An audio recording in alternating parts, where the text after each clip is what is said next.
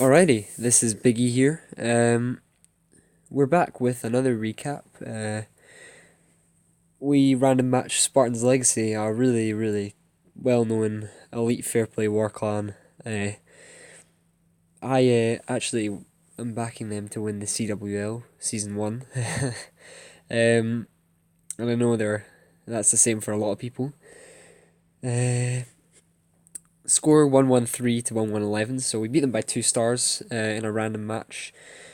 Beat them by 0.7% on percentage, so pretty close on the percent, and the stars. It wasn't like a complete blowover win. In fact, this was an absolute thriller of a war for a random match.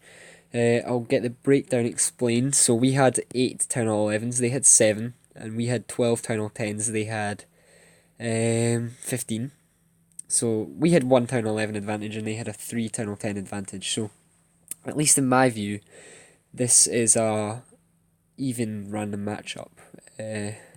I'd say that's a pretty even random matchup. It was a 40v40 war. They cleared all our Town Hall 9s, and they left one of our 10s up and all of our 11s up. On their side, we got everything cleared up, except for one Town Hall 9 left on a 92% 10v10. So we left one Town Hall 10 up, they left one Town Hall 10 up. We should have cleared that. We had the dips at the end, and I think we ended up going for an 11v11 triple, which was successful from Bob. And we cleared the 9s, so I'm only going to show the... actually, I need to check. I am going to show Sapali, who's M8, his hit on number 1. Is number 1 yet? Yeah, it's number 1. This was just an excellent raid. It cleaned up my plan, and we were really struggling on this base for ideas, and we ended up spotting a walk from about 3 o'clock, and he cleaned up me. Didn't quite get the same percentage, but he got the 2-star, unfortunately, on the previous hit.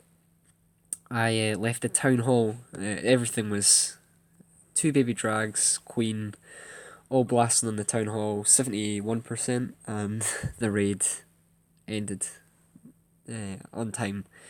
This walk is quite lengthy. As you can see, queen can reach the Town Hall from the compartment at 12 o'clock. So he just lets her walk all the way up there. The 6-tile area inside that compartment allows her to walk those storages, so she doesn't break in and become unpredictable at that area. Burns a rage there for queen, and sent in 2 Valks to get the funnel up top, as well as tank for the wall breakers to then come in and take care of those quite nice looking level 12 walls. Queen just working her way up now. He knows that this camp here, if that doesn't go down and queen goes north to that, she won't run in and grab the Town Hall, so he fixes that as well. Down goes 2 archers, and one of them was sniping the camp, but the other got in range of the mortar and it killed them both. Nice job on that, archers. In comes, you should pick up the lure in a second, the CC. I'm going to zoom out. And around the time that happens, he'll use his 3rd rage, or 3rd rage on the queen, which triggers the eagle.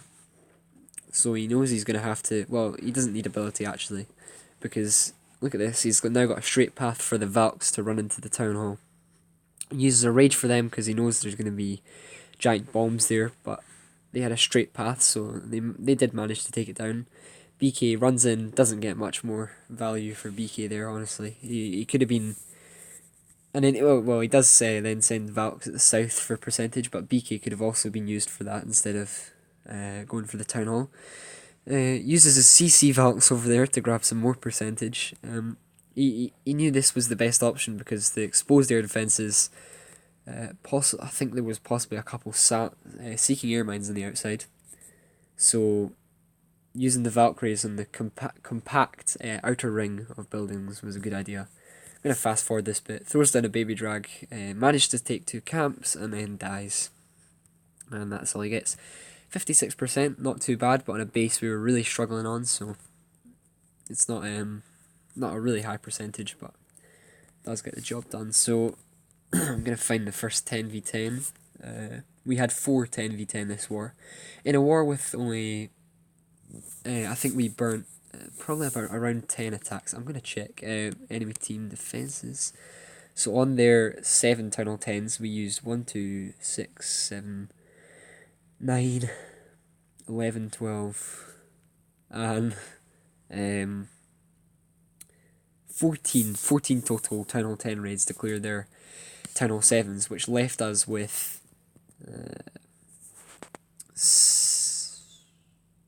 8. Oh, no, not 8. 10, sorry. 10v10 attempts, and picking up 4 10v10 out of that. It's pretty impressive. We're going to start with the bottom one, Wawan.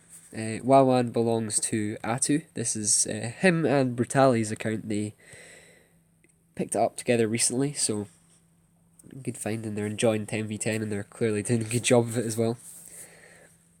Starts off with the funnel, and is going to use Queen to funnel and grab an air defense, and use BK and Valks to take care of enemy AQ, an Inferno, and another air defense with a jump and a rage, and a freeze, I think, possibly in that kill squad. Then goes Queen. I'll times 2 this portion. He uses minions at 12 o'clock. Then goes the jump. In goes Valks, and Queen is whoopsie-daisy. Valks rush right in there under rage. Take out the Inferno. Don't quite clear out that compartment, which is pretty unfortunate. That did get cleared out in the first hit, I believe. In comes the flight, and he chooses to fly from south because it avoids the sweepers the best, and it has the best pathing for him. Straight around the base clockwise. This is their lowest Town Hall 10 base, so we were pretty confident in getting it tripled. So got an absolute mass of loons going towards that Inferno Tower compartment with the Teslas and the Expo in it. Down goes the last haste. 2 hounds sitting on that air defense. Down goes the Inferno, and yeah, this base is wrecked. Really, really, really nice hit from Wawan here. And ends up sending in a couple loons that were kind of unnecessary at the south side. Does get his hound pop there, so actually quite worth it on that. And they take out the Tesla. Wow, so many loons left up. Don't see that too often at Town Hall 10, but on these low weight bases it is certainly possible.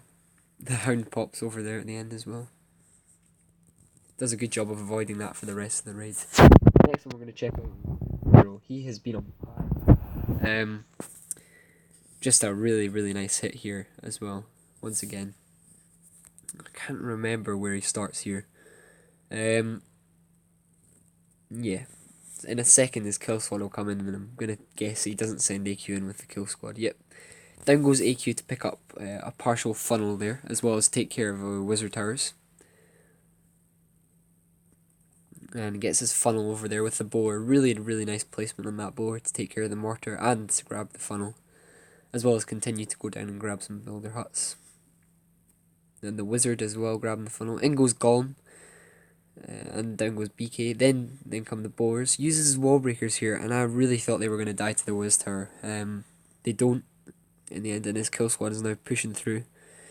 Throws down the jump, throws down the rage. Houndland CC, I think he had scouted this, or possibly had other 10v10 attempts on it. Down goes the Inferno.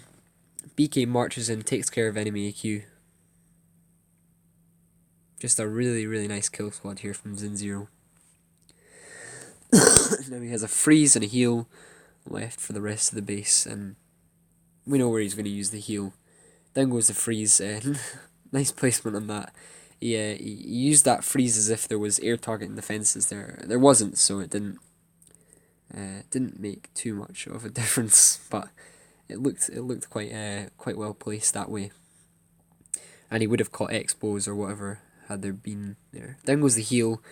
Really not necessary on the heal and the haste because he's got so many wins left up. So once again, that was a really nice 10v10 triple, taking care of the lower weight Town Hall 10 bases with complex attacks, but absolutely killing it in the end. These bases were really, really well designed from Spartans. I held off on this replay in case they wanted to use some of these bases in their Reddit Omega playoff match, which I believe they've done well in. I hope, at least. Gonna check out Th11 completing his 6-pack here. I'm flipping it, because Zin really OP. This is another good base. I mean, this one would have given me headaches for hours. Didn't end up hitting it, thankfully. But Th11 comes in and takes care of it. It does have the Town Hall 9 Expos and the level 12 instead of level 13 Archer Towers, but in terms of Expos and the Wiz Towers are also level 8, and it's actually a very good base design here. It uses Golem, Boars, and BK. Another large on the Boars here wants a good push out of his kill squad. Nice jump there, and his Boars take care of the bomb tower, which is always useful, so they don't take any damage from the bomb. His kill squad is able to push in, take 2 air defences down, enemy AQ, and Inferno Tower, and under that heal they're going to take care of a good amount of the core, which is really important for the Lalo as it allows for much easier pathing. So his BK is staying strong. He is going to grab the Expo there from one of the Boars.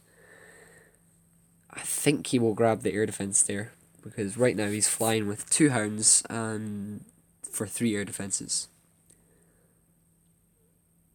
Oh, he takes out all the Expos with his kill squad push, which is really successful. A couple Teslas down south and Wiz Towers, so he's got an awful lot to ask from his loons here. But he lands a nice freeze in that, and pre-places the haste because he knows it's going to last for the loons. Perfectly placed. And now there's 2 air targeting defences left up, and their air defences, they just don't shoot fast enough to take care of your loons when there's this many left up. Really smashed that base in, and nice job in the 6-pack. The next raid we're going to check out is the last 10v10 we had this war, and it should be from... I've not got a clue. Ruler. Oh, Ruler. This was important. At this point in the war, we thought we'd won it. We did have a couple dips left, compared to their 1 possibly, and we were sure we'd won it. We didn't expect Ruler to come in here and clear this base, because once again it's another really complex design, which personally I wouldn't like to hit. But he smashes it. Down goes the CC Boars and the BK and the Gom.